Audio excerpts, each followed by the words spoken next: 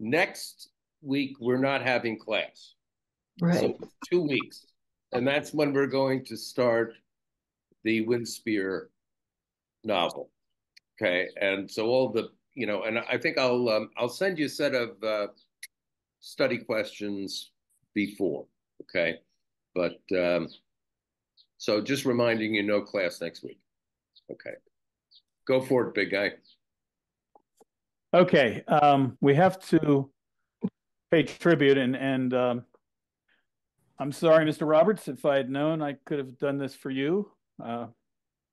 If we ever do anything else again, I'd be happy to do this. But it turns out that one of our partners here, Cynthia Smith, who's down was down on the bottom. I've closed No, off I'm up on the top. Okay, so we've had a lovely conversation, and we've been talking. Cynthia knows as much as I know about World War One. I doubt it. She's extremely well read, and it turns out that her dad fought in the war. So he was in the 32nd U.S. Brigade that was known as the Red Arrow Brigade. They carried that name into World War II as well. Division, Kendall, division. Well, it was the 32nd Division, right, 126th Infantry H Company. right. But they also. Okay. All right. I just hit the wrong button. Sorry. Hold on.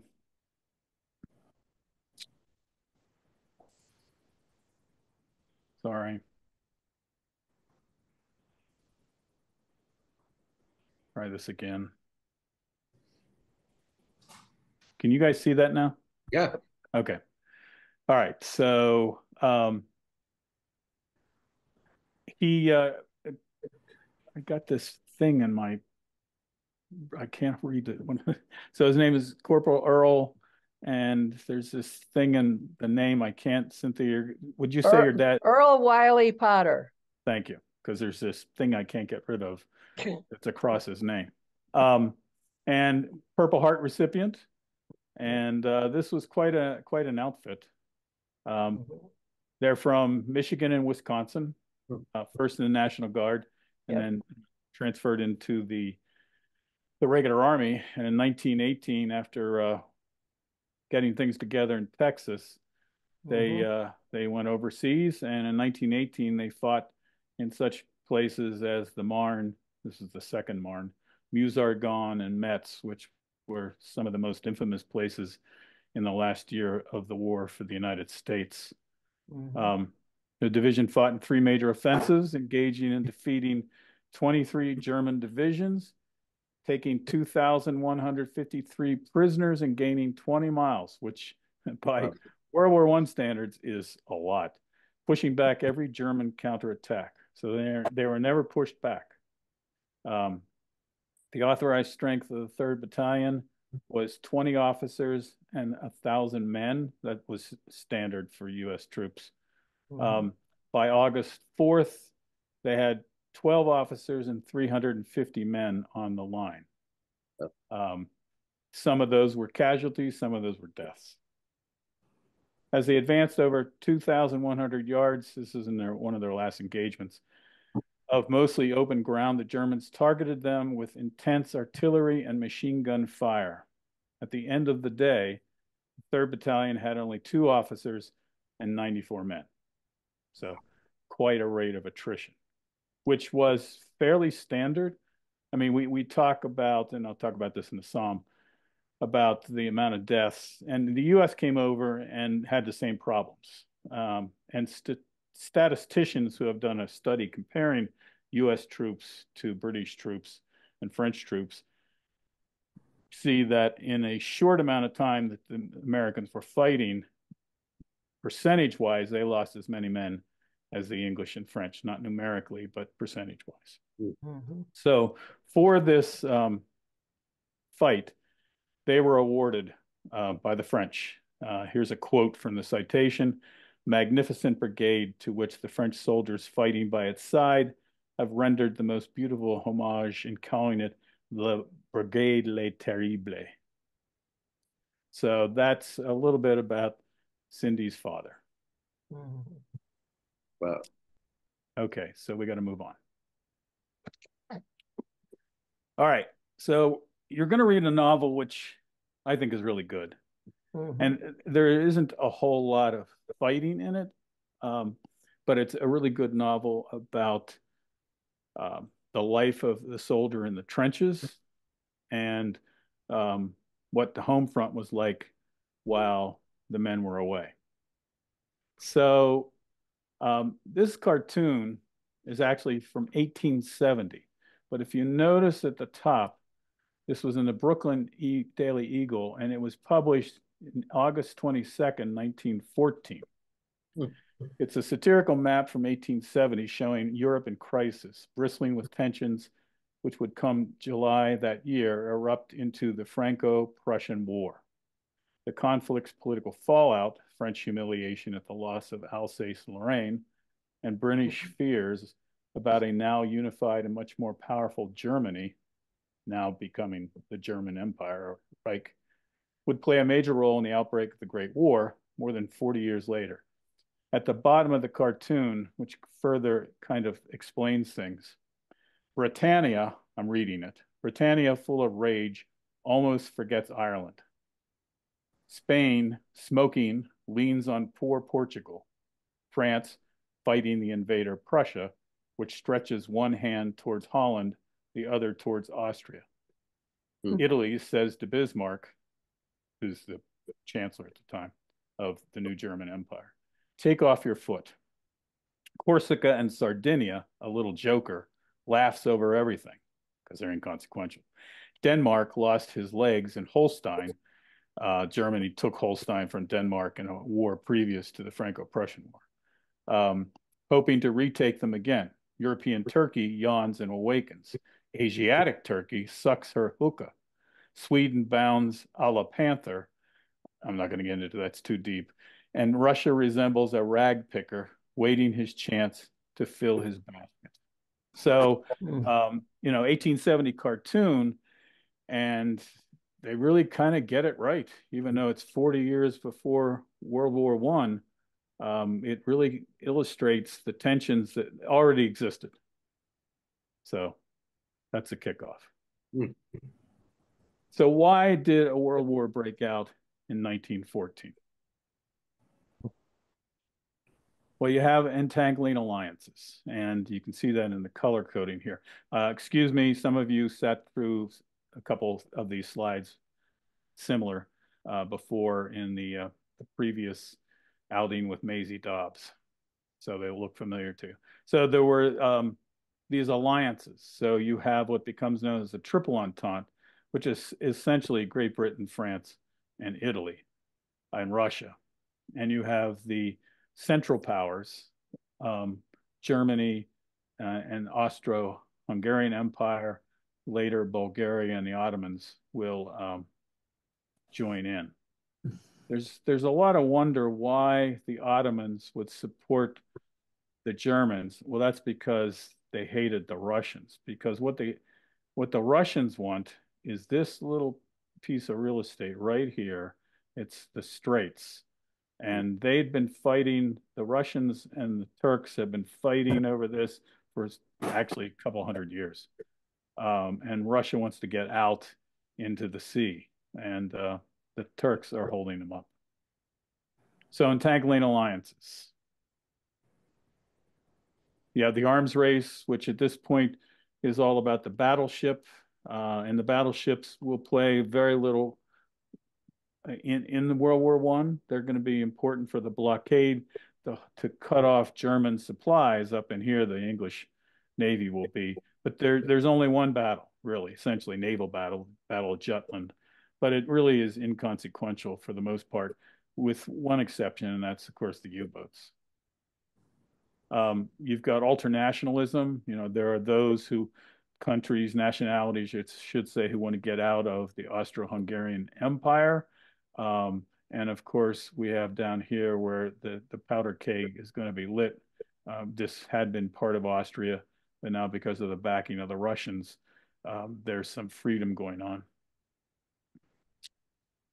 And 19th century empires, competition over the land grabs of the great powers. That's all I'm going to say about that. It'd take too long. And there's the absence of a respected voice of reason. The leadership throughout Europe at this point is poor, from England to France to Russia to Germany. There had been one, the Bismarck, but he's fired by the Kaiser Wilhelm II. And once Bismarck goes, it's just not going to be good.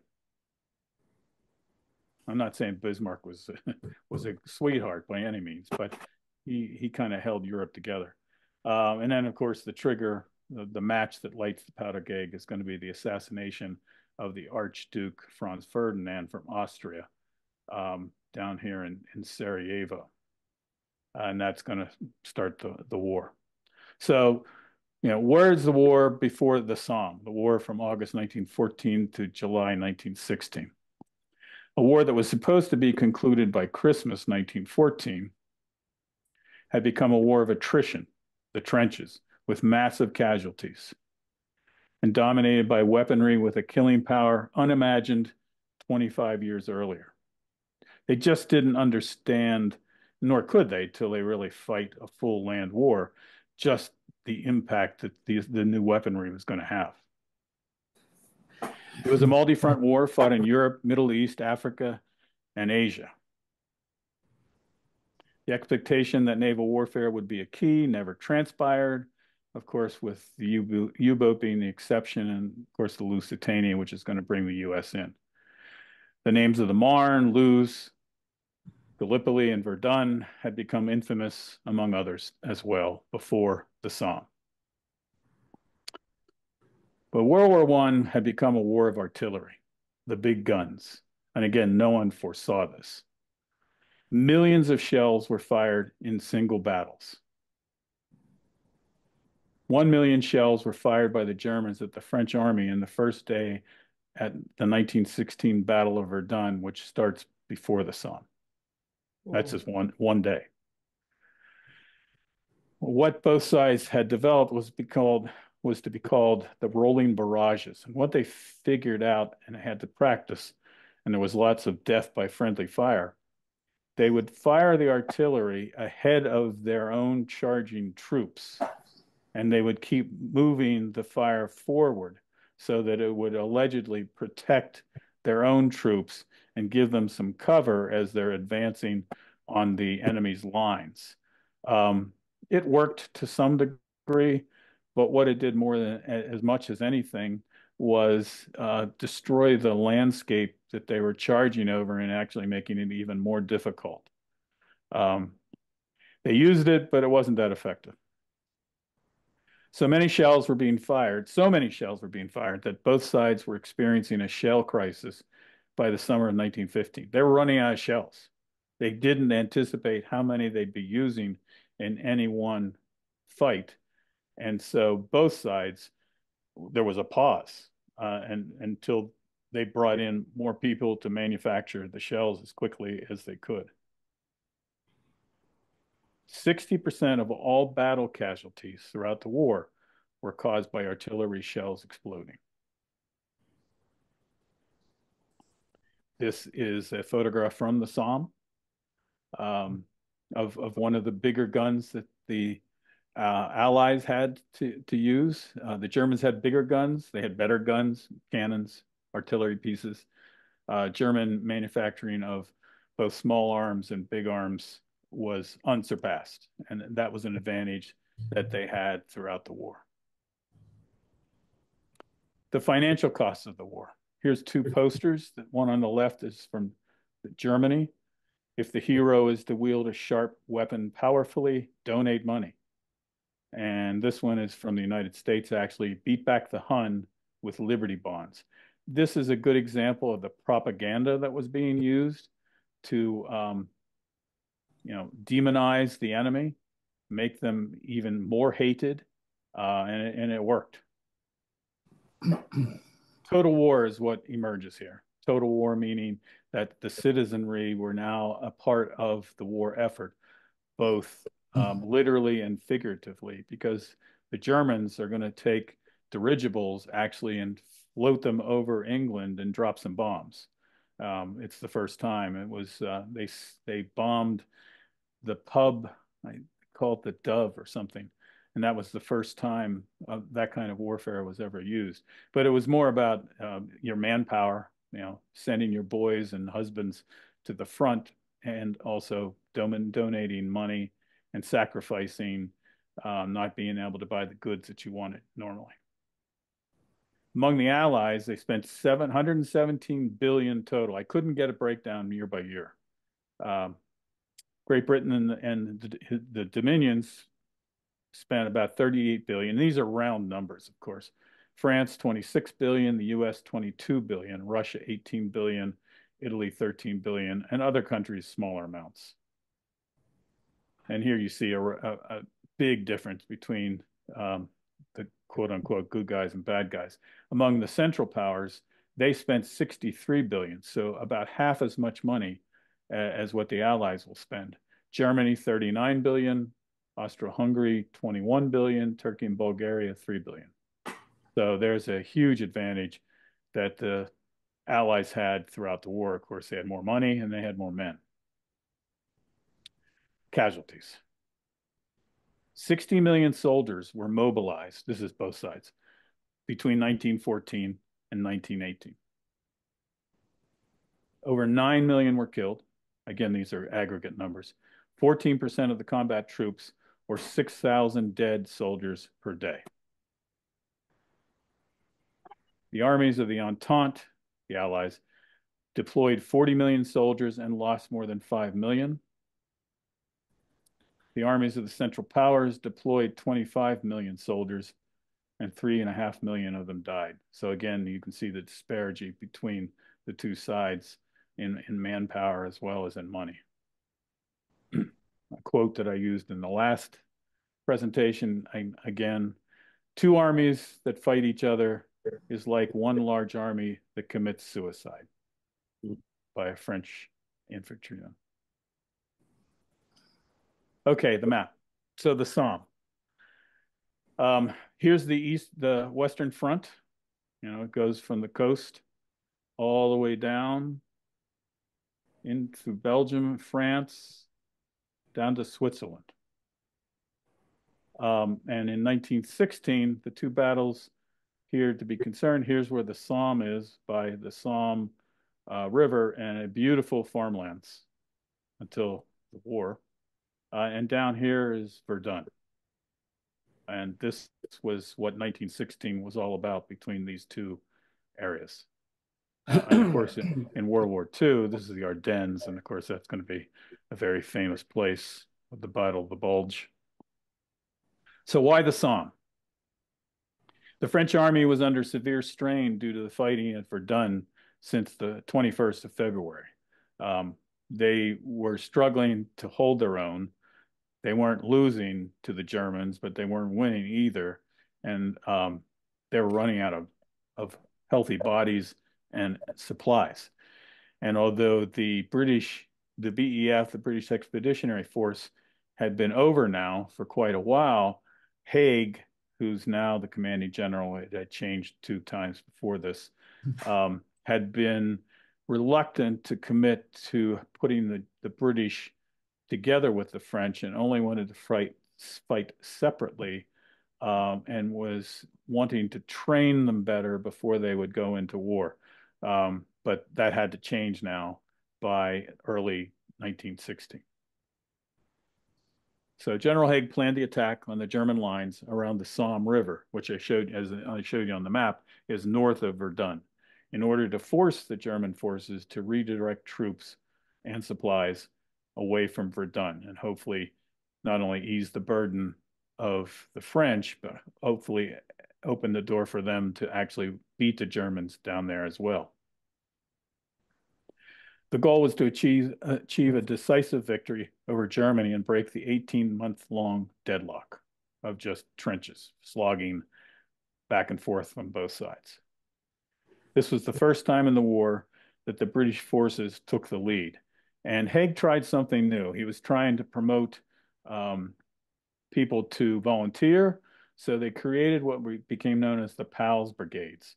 And so they promoted this concept of putting battalions together from neighborhoods, villages, so that you would all join together with your brothers and your uncles and your best friends in the same unit. And somehow this would be a good thing.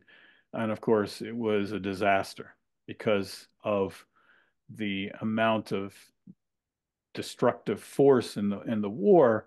Entire villages were wiped out. At the end of the war, there were very few men in some of these villages because of the losses that they had suffered, particularly at the Battle of the Somme. So Haig will back off from the PALS brigades after the Somme, understanding how bad of an idea it really was. The Germans were masters of the entrenchment. This is only one of the four major areas that the British were going to have to take on at the Somme. This was an aerial, obviously an aerial photograph. So one thing that the airplanes did in World War I, airplane, of course, is the weapon of choice in World War II, not so in World War I. They were just trying to figure out what to do with them. And the only significant role they actually played, according to the military historians, is aerial reconnaissance. So this was one region of the Somme. And well, let me click.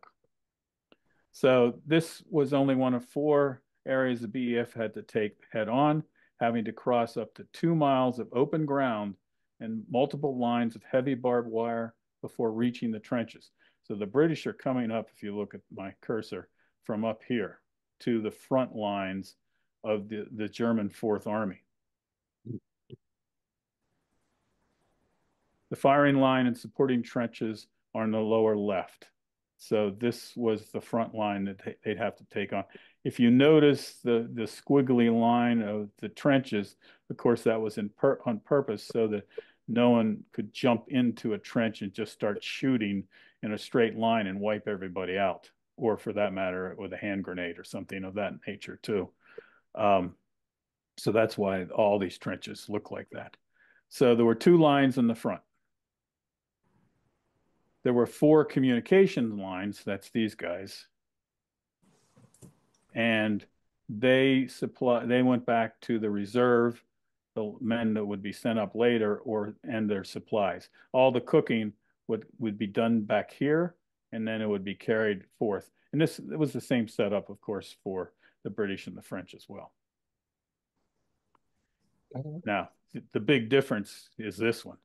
So the Germans, by 1916, their dugouts where men would sleep were 20 to 30 feet below ground.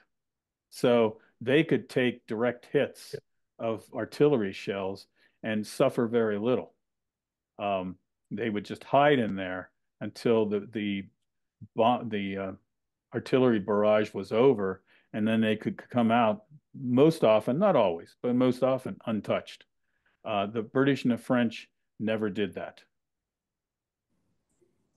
So now the battle.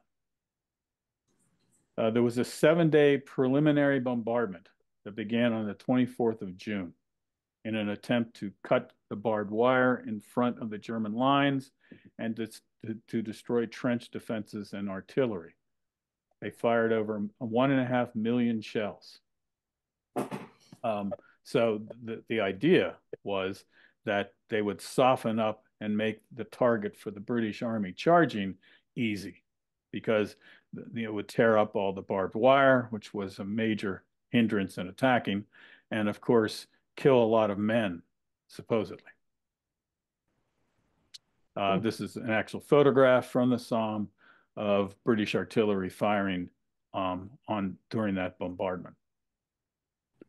Because of bad weather, rain, the ground attack was postponed for 2 days. So the English had to sit there for 2 days, and they were out of shells. So they couldn't fire anymore. So the Germans knew they were coming. It was just a matter of waiting for them. It was no surprise because of bombardments. So in 7:30 a.m. on the 1st of July, they went over the top, but in most places, the artillery bombardment had failed to cut the German barbed wire or damage the defenders' dugouts. So the Germans were ready for him.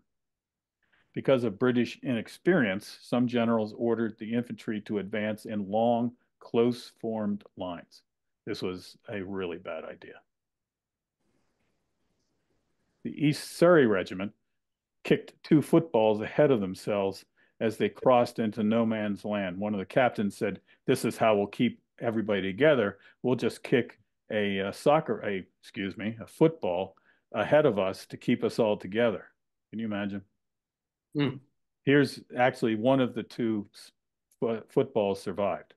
So that made it from the British all the way to the German lines before they had to retreat. German machine gunners emerged from their dugouts and mowed down the oncoming British infantry. The British failed to achieve that breakthrough. Haig's limit gains cost a huge amount of casualties. 19,240 of them were killed, making the first day of the Somme the bloodiest in British military history to this day. There has never been a worse day in British military history. The Somme became a deadlock battle of attrition, just like everything else that had preceded it. The remainder of the battle was characterized by relentless British attacks and equally determined counterattacks. Sappers, Doc had talked about sappers in the first week, had dug mines like this one to the left that were set off 5 minutes prior. This is the very famous Hawthorne mine. It would leave a hole 150 yards long, 100 yards wide, and 80 feet deep. It was supposed to hurt the Germans, didn't do anything. I got to tour the Somme battlefield with my colleague Ben Olshan, who is this little white dot right there. So I'm standing on the one edge of the Hawthorne mine, and he's all the way over. His hand is raised, waving at me, just to give you an idea of how large this hole was. And again, it had no impact. And there were several of these mines exploded just before the attack. And it became an encumbrance. Now the guys had to, no one was going to go down there. And they had to march around it. So it just made it easier for the Germans. Another very bad idea. The tank was introduced on the 15th of September in the midst of the battle. Here's one of those tanks. So this is the first time tank warfare, which of course becomes huge in World War II, but again, was just a sideshow for both sides during World War I. There is a wealth of accounts, diary accounts, letters, all collected, well, not all collected, but a huge amount at the Imperial War Museum. Ben Olshan and I were also able to study with them and got to see a lot of these letters firsthand and all. Just 2 quotes to give you. This is from Harry Wheeler, who was a British signaler for the artillery. The firing was going on for weeks beforehand, on and off, and getting heavier. But the bombardment, when that started, it was what I always called the dance of hell. It was boom, boom, boom, boom. Shells bursting all the time, guns firing rather all the time. It was a dance of hell, right enough. My God, I shall never get it out of my memory. Yes, the dance of hell. Towards the end of the battle, it's the end of the 1916 winter, and the conditions are almost unbelievable. We live in a world of Somme mud. We sleep in it, work in it, fight in it, wade in it, and many of us die in it. We see it, feel it, eat it, and curse it, but we can't escape it, not even by dying. Edward Lynch of Australian 45th. Okay, the butcher's bill. The Somme lasted 4 months, 2 weeks, 3 days. So much for a one-day battle and a breakthrough. The Somme and Verdun together, was the worst year of the war, 1916, produced 1,750,000 casualties. And these are all rough numbers. Who knows what it really was? I think this is a poignant photograph from the Somme after the battle was over. You can see men marching up here, but this is an area where they're taking bodies and burying them. There's a cross, and they stack the rifles of the fallen, and here's all of their personal effects.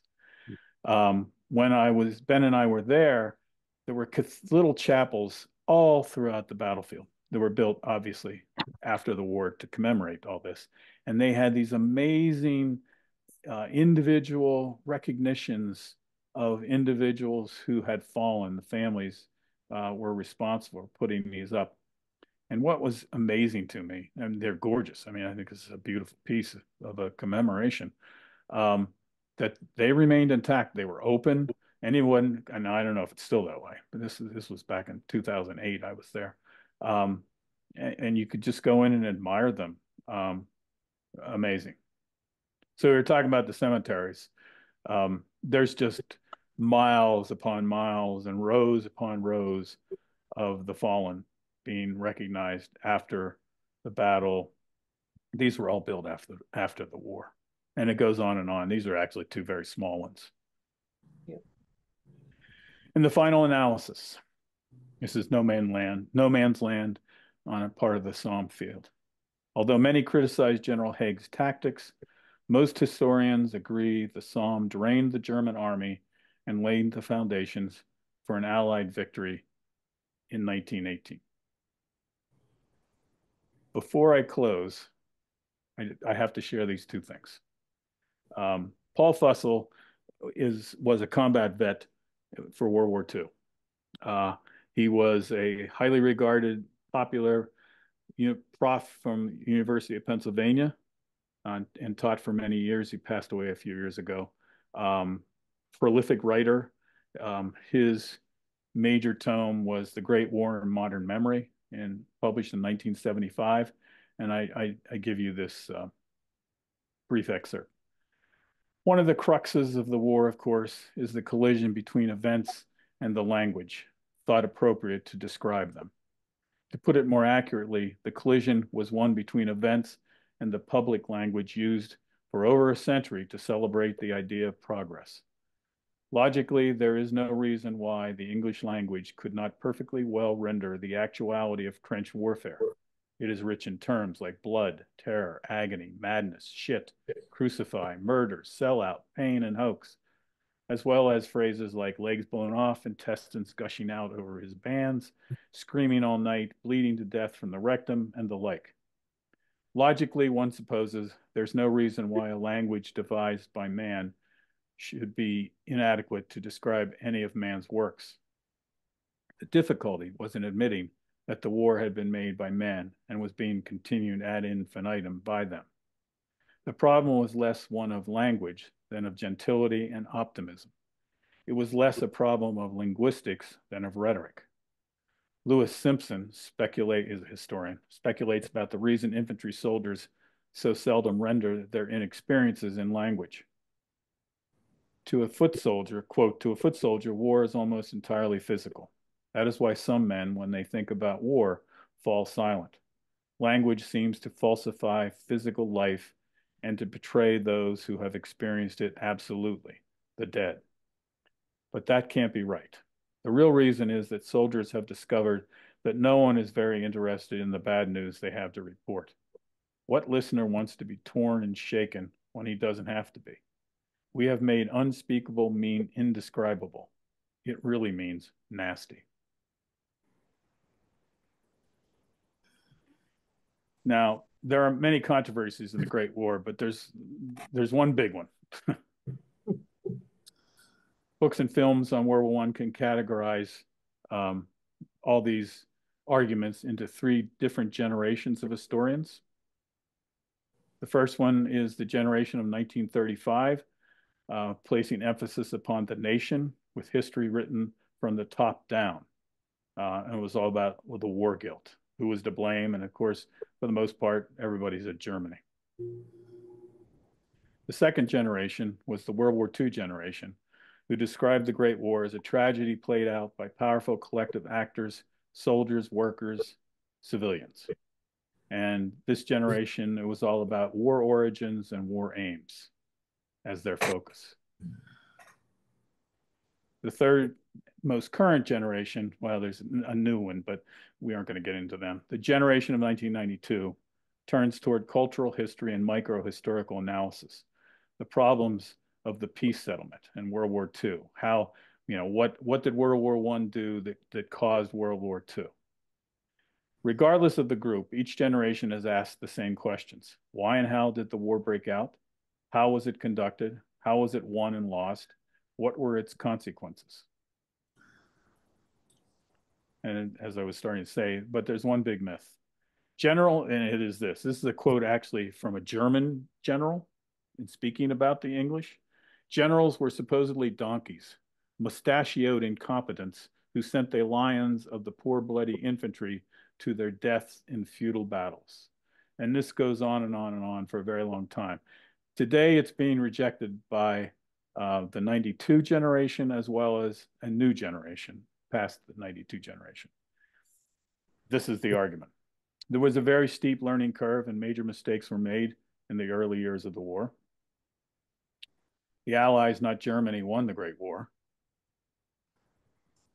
Even the Somme, a battle that has become a byword for murderous futility, not only had sensible strategic rationales, but qualified as a British strategic success, not least in the amount of attritional damage they inflicted on the Germans. Very good. Any questions for Kendall? Comments? Doesn't the description of the Somme sound very much like D-Day to you? No. I mean, the artillery barrages, the ineffectiveness of them, and had the Germans had more soldiers at D-Day, they probably would have inflicted a similar casualty list on the troops that were coming in on the. So it almost sounds like we didn't learn nothing in 30 some years. Yeah, but the only beach that was really bad was Omaha. The other ones, they managed to get it off the beaches. Well, only because the Germans didn't have enough troops and they all saw that they were kept coming and they all took off. Well, that was partly Hitler. This is an interesting argument, but it strays us. I can see Doc's face. It strays us from having any chance at Doc doing one of my favorite poems, which he's going to do. But no, Robin, excuse me. I think your point is well taken. I don't necessarily agree with it. To me, it's kind of apples and oranges. But at the heart of your question is military makes mistakes in every war, and some are repeated time after time after time because in the end, frontal assaults are always part of fighting, and you can't get around it. Now with drones today and all that, things are different. But up through Korea and a little beyond that, it's the same stuff. So lots of mistakes are made. Men die that shouldn't. But if you're going to fight a war, that's part of it. And as the equipment gets better and better, it just gets worse and worse. So I can't imagine a convention. Well, there are those who say there will never be another conventional war. So I found it interesting. I don't know if it's not really a question, but hi, Lee. Hello. Just that whole idea of they didn't know how drastically the new weaponry was going to affect the warfare. Clara, can you please? You can sit here if you're quiet, okay, and listen. Learn about the World War I. She looks like mommy. Yeah, like with those big huge holes that they'd never had holes that big, I guess, right? So they didn't know Actually, during the Civil War at Petersburg, they do it. They do it in Civil War too. And again, it's even actually worse at Petersburg. But yeah, it was a bad idea, and lots of generals made the same kinds of mistakes. It's just all, it's all part of it. But yeah, but they just didn't know what the artillery, its potential, nor the machine gun. I mean, they knew they were going to kill a lot of people, but they had no grasp of just how much it was going to, how bad it was going to be until they did it. And then they were stuck in a war of attrition, and they had to keep doing it because no one was going to walk away and say, okay, we give up. So you have to wear the other side down. And of course, that was true in World War II. Well, World War II, I can understand why, because of the Nazis. But in World War I, you would think, especially since the two royal families were related, that after they saw what a horrible thing 1914 was, that you'd think that they could get together and who do you think stopped that? Who do you think The French were never going to give in. They hated the Germans so much from the Franco-Prussian War, and the Russians hated the Germans, even though there were relations there. The Willie-Nicky telegrams are very famous. Nah, it wasn't going to happen. I mean, I think Queen Victoria was a great queen, but I think her offspring, for the most place, sucked. Yep. Pardon my French. They weren't the brightest bulbs on the planet. No, they were not. No one was going to give in. You would think, right? But there's the key words. You would think. No. One thing, when you talked about all the artillery, yeah, in the 40s and 50s, my father, of course, was in the trenches. And if a car backfired, he was on the pavement. Yeah. It was an automatic reaction to all the artillery fire. He was just flat. And you turn around and go, where'd he go? Yeah, I had a couple of Vietnam buddies who, the same thing. Yeah. Yeah. Anybody else? Well, thanks for listening. I went too long, as I always do. No, not at all. So, again, one of my favorite poems, even though I think Doc probably doesn't like the poem. I mean, it's important, but I don't want to put words into Doc's mouth. Which poem? Dulce et decorum. It's my favorite poem to teach of all time. I stand corrected. Once again, you would think we would know each other better, but we really don't. We were too busy yelling at each other day in, day out at GA. It's true. It's true, but it was fun.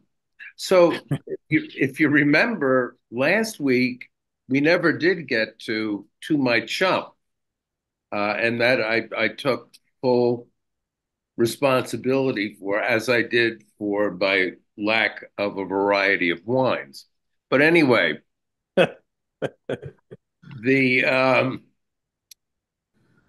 I believe Derek wanted to recite, or not recite, but to read to my chum. But if he's not here, I don't believe he's here. Since I haven't heard from him, we're going to go straight on to Dulce and save to my chum for another time. And it's very interesting when Kendall noted the three sort of historical takes on the war, because in a sense, the poetry that we've been reading offers yet another take, and when Wilfred Owen is talking about the war, it's a totally different story than that of many historians. So it adds. That's why the poetry is considered such an important part of the history. But there's no question that he and Sigfried Sassoon thought that the generals, despite how history now may interpret them, to them, those guys were the incompetents, yep. the deplorables. of the battlefield. So, is there somebody who would like to read Dulce? I would. It's I still remember learning this in school. So excellent, excellent. You know what? I got to show some of you who might be of the era. It's Sound and Sense, the remember? Sound and Sense. Yep. And this is the one Dulce is in it, and I've got it all marked up. Okay, great. Go ahead, Rach. Bent double, like old beggars under sacks, knock-kneed, coughing like hags we cursed through sludge, till on the haunting flares we turned our backs and towards their distant rest began to trudge. Men marched asleep. Many had lost their boots, but limped on, bloodshot. All went lame, all blind, drunk with fatigue, deaf even to the hoots of gas shells dropping softly behind.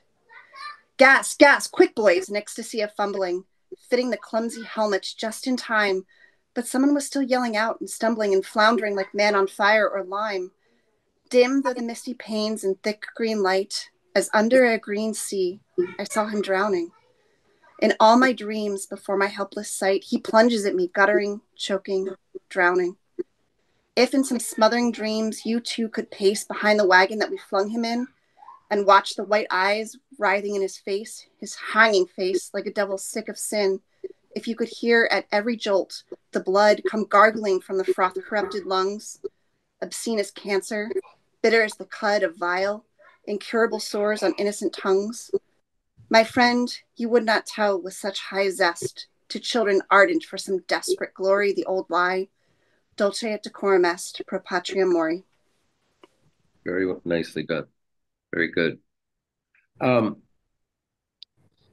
This is, as I said, this is my favorite poem ever to teach. And it's the poem that came up more than any other poem in exit interviews by seniors at GA as a poem that they remember. And it has incredible power. I mean, Owen's is, in my opinion, by far the best poet of World War I. His technical skills, though essentially he wasn't really taught except by Sigfried Sassoon, because Sassoon and he were both at the same rehabilitative hospital in Edinburgh, and there Sassoon encouraged Owens's career. And he wrote, the amazing thing about Owens is he wrote essentially all of his poetry within a year. And then he died. And then he died 1 week before the armistice. He never really viewed himself so much as a poet. He actually was thinking about becoming a clergyman until he felt that the Church of England really didn't do enough for the poor, with whom he worked. So he was a late, actually, enlistee. He didn't enlist till 1916, and when he did, he started writing poetry. The poetry initially was very patriotic, sort of like Rupert Brooke. But after his experiences on the battlefield, he turned much more to the theories of Sassoon in criticizing the war. There's before we get to the poem, this is the situation that gave rise to the poem. In January 1916 occurred the march that's described in Dulce. Owen and his men, he was an officer, marched 3 miles over a shelled road, 3 more through flooded trenches, where those who got stuck in the mud had to leave their whalers, their boots, behind. They were under machine gun fire through this march. They were shelled by heavy explosives, and then to top it off, they were attacked by poison gas. So that's the actual event that gave rise to the poem. But he didn't write the poem, he wrote some poetry when he was actually there on the battlefield, but he didn't write this. This one he wrote um, at Craig Lockhart, which was the rehabilitative hospital where really the initial studies of PTSD, shell shock, were carried out. So go to the poem. This is like, to an English teacher, this is like a bonanza. It's like a poetic device bonanza. It's got everything. Okay, so let's do a slow analysis here to see how he builds to that sort of apotheosis at the end, was saying, "Hey, you tells everyone how great war is, how great it is to die for your country. Let me tell you something. You're a liar." Okay, so that's what it's leading to. Okay, so to start off, bent double like old beggars under sacks, knock-kneed, coughing like hads, we cursed through sludge. Now, let's take a look at those two lines. Any word or words pop out at you?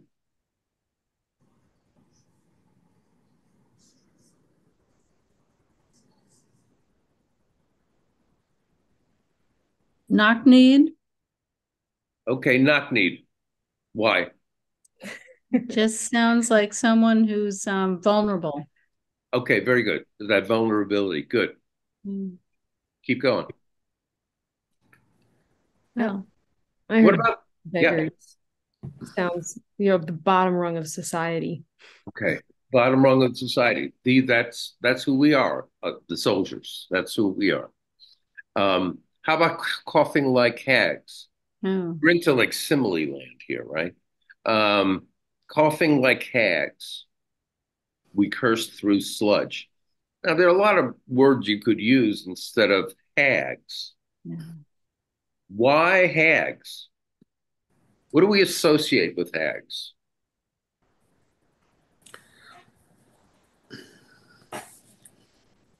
Lower class. Lower class, possibly. What else? Go to Shakespeare. Like What's older, that? like older people. Older. Oh, okay, good. Yeah. Witches. Ah, okay. The Black and Midnight Hags were the witches in Macbeth. Okay.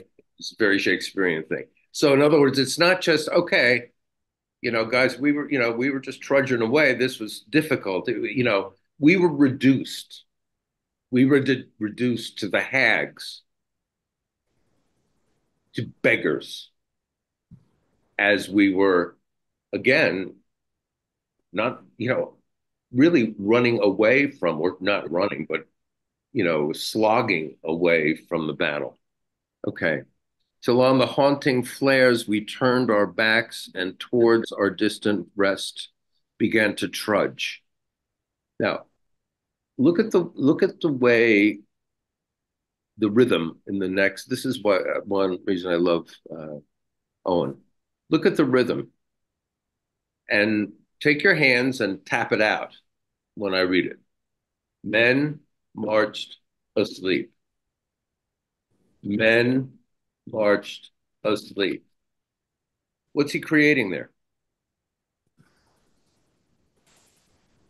Think of it. Men marched asleep. What's going on in this poem?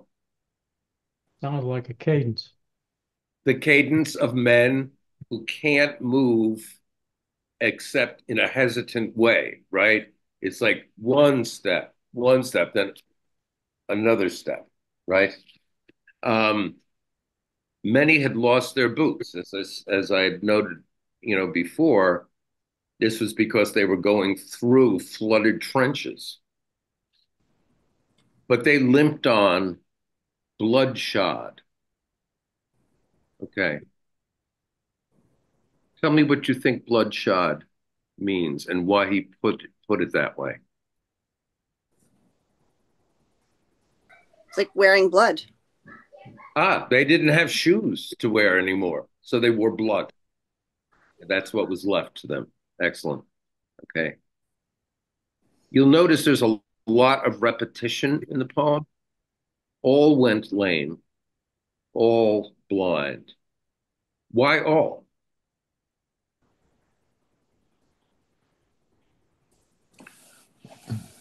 Probably just because they were mostly all that way. There wasn't any way for them not to be. I think that's good. I mean, there's a certain and there are a lot of ways that you could be lame, right? And there are a lot of ways that you could be blind. Okay. Yeah, and again, he emphasizes through repetition a lot of these points he's trying to underscore. So they were drunk with fatigue, deaf even to the hoots of gas shells dropping softly behind. Okay, so you have that unit of that one stanza, but now something's happening. Now something's happening. Gas, gas, quick, boys. Tell me in an ecstasy of fumbling if there's anything weird about the way that's phrased. Do we have anybody that has any military experience in the chat? Because that's exactly I've spent a career in it. And we still train the same way. We still wear gas masks and have the drills, and you hear the call. Then there's a simulated burst. People are yelling gas, and you are fumbling. It's a frenzy. It's to get your mask, because if you don't get that mask on before you take a breath, you will be compromised. Yeah, really good. Is there anything oxymoronic you see here? Well, you normally think of ecstasy as something that's fun, possibly, but or pleasurable, but joyful, yeah. But it is in a way an ecstasy, right? Because if they don't fumble, they don't get the gas masks on, they'll die, right? Right. Okay, fitting. They're all so tired and blind and lame, and they're just exhausted. The feeling. And then you try to get this mask on in a hurry, and to get it on correctly. I mean, that's what they're trained to do, but it's tough. It's not fun. Excellent, excellent. Yeah. So all of this. So there was the ecstasy of fumbling. Then they're fitting the clumsy helmets just in time, but someone still was yelling out and stumbling and floundering like a man in fire or lime. Why do you think he uses lime?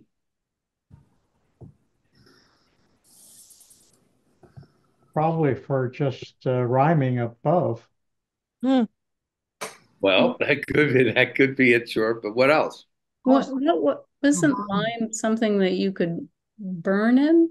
It's caustic. Dead bodies or something like that to make it. Okay, it was an ancient chemical weapon used to blind the enemy. I think chlorine is part of lime, isn't it? If I'm remembering my chemistry a million years ago. Well, it was 3 million since I did chemistry, so I trust you, Rachel. I don't think so. No, I didn't think that lime had anything to do with the chlorine, but the green cloud did. Component of what lime is made of, yeah, molecular, but I could be wrong. Chlorine is Cl. Your lime is more of your sodium oxides. Okay. It isn't lime. I'm not on there. Yeah, isn't lime something that you put dead bodies in? And it'll dissolve everything. Disintegrate them, yeah. Yeah. And it also reduces the smell. Yeah. right? I don't remember. Isn't lime calcium chloride? Yeah. Carbon. Sorry. Wow. Okay. So there's a reason why, obviously, why it's like a man in fire or lime, because there's that kind of connection between fire and lime, that burning, right? But then he moves to another metaphor. What is it in the next two lines? Well, it's the green. They're evidently using the chlorine gas, and it's a green sea. And it got so much of it that they've got a green cloud over them, and that's what they see as green light coming through it. Very good. And of course, to follow up what you just said with the sea, they're drowning. That's where they're drowning, right? So, in other words, think of the different kinds of awful deaths that are being, that he's treating here. Okay. Well, the chlorine gas Yeah. causes the lungs to just fill up with fluid, and so he does end up drowning. Drowning. Yes. Yeah. Good point. Good point. Now, one go thing I ahead. didn't realize until I look back, that they're in retreat. So they turned around and looking for their rest. So all these things are happening while they're trying to get away from it. Yes. They're marching into it. So it's even worse. Well, they're moving from the trenches back to the rest area. Yeah. Slogging through the mud. Yep.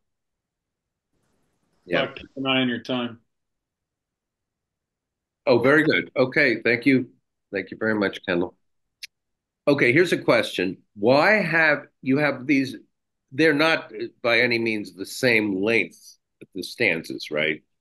But this little mini stanza here, why does he do, why do you think he does that? Why do you think that he isolates those two lines? I think because it's a different time, like it's kind of moving into the future. In all my dreams, like he's remembering it because as he's telling it earlier, he's in it. Excellent. Yeah. So this is what happened. I never forget. I never forget. He plunges at me, that same man, guttering, choking, drowning. It's a constant, I will never forget this, right? And then boom, he switches attitude here. If in some smothering dreams you too could pace behind that wagon we flung him in. Again, flung. What does that imply? The idea of flinging. What other word could you use maybe that would be gentler? But it probably wasn't gentle. Yeah. It was like the cart through the city streets of France, picking up the dead, throwing them in the cart. Absolutely. Absolutely. And so fling is the operative word there, right? The proper word, yeah. Yeah. Okay. Watch the white eyes writhing in his face, his hanging face. And this is, I'm telling you, this line gets me every time I read it. Like a devil's sick of sin.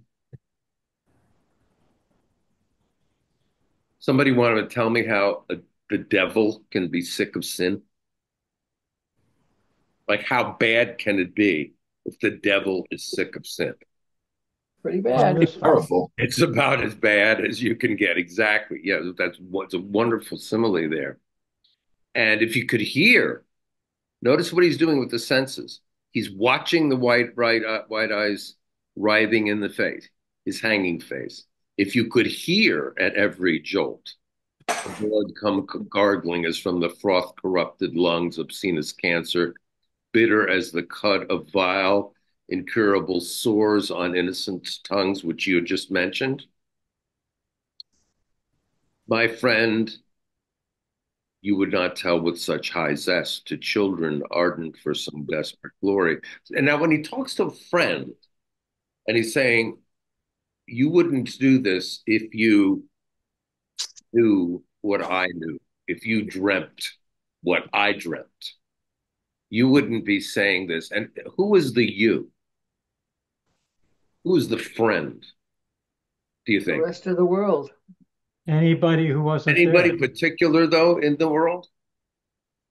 Go ahead. What? Anybody who wasn't there. Okay. Anybody who wasn't there and anybody. Organizing the wars. Say what? Yeah. Whoever's organizing the wars, like, we want you, those people. Well, Okay. and also the people that are saying the war is great and there's glory in the war and everybody enlist and let's go. You know, all the positive thinking people. Yeah. Yeah. So anyway, quite a poem. Quite a poem. Thanks for working through it with me. So remember, not next week, Care and Management of Lies, one of my fave books written by the author of Maisie Dobbs, who is like my God. So have a good week. See you in 2. And there are a couple of poems I also, added to the reading assignment, and I'll send you some questions. So you guys take care. It's been great. Could I have just 1 second? Yes, Heather. So I have not sent out the recording from last week. My apologies. I will get that edited version of last week and this week, hopefully before Friday. And then I would just want to put a plug in, because I would be remiss and not doing my job if I didn't. Today is GA Giving Day. And, Kendall, Peter, Doc, and Ginny all do this for free for the goodness of their own heart. And I know you all come because you enjoy their teaching. Just consider throwing GA some support for the annual fund. You can do it in honor of any of these guys. And it helps programming continue. It helps me be here. It helps us feature the recordings, and it helps you stay connected to GA and to the teachers that you love. So thanks for considering that. I appreciate it. Okay. Have a good night. Good night. See you all. Go Phillies. Doc, have a great trip. Thank you. Thank you. Take See you, care. everybody. Very nice, Kendall. Thank you, Cynthia. Take care. Happy Oh, birthday. always. Bye-bye, everybody. Bye-bye. Bye.